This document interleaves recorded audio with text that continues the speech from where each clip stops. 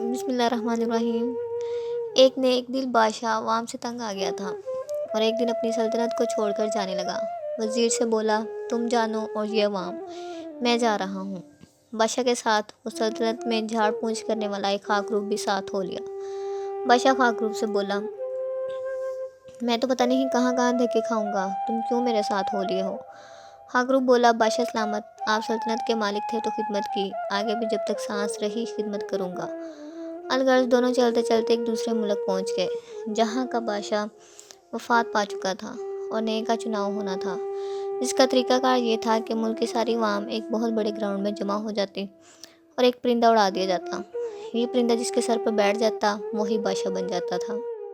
بادشاہ نے خاکروب سے کہا، چلو ہم بھی یہ تماشا دیکھتے ہیں کہ کون بادشاہ بنتا ہے۔ الغرض وہ دونوں بھی مجمع میں شامل ہو گئے۔ پرندہ اڑایا گیا، گراؤنڈ کا چکر لگانے کے بعد پرندہ اس خاکروب کے سر پر آ بیٹھا۔ اس ملک کے عوام اور وزراء نے خاکروب کے سر پر بادشاہیت کا تاج رکھ دیا۔ خاکروب جس بادشاہ کے ساتھ آیا تھا اس سے بولا، بادشاہ سلامت، آپ بھی میرے ساتھ سکون سے محل میں رہیں۔ بادشاہ بولا، نہیں، بادشاہت والی زندگی سے میں اکتا چکا ہوں، بس میں محل سے باہر ایک جھونپڑے میں رہ لوں گا۔ تو خاکروب بولا، ٹھیک ہے، دن میں بادشاہت کروں گا اور رات کو آپ کے ساتھ رہوں گا۔ خاکروب کی بادشاہت کا پہلا دن تھا، دربار لگا ہوا تھا کہ اتنے میں ایک فریادی آیا اور کہا، فلاں بندے نے میری چوری کی ہے۔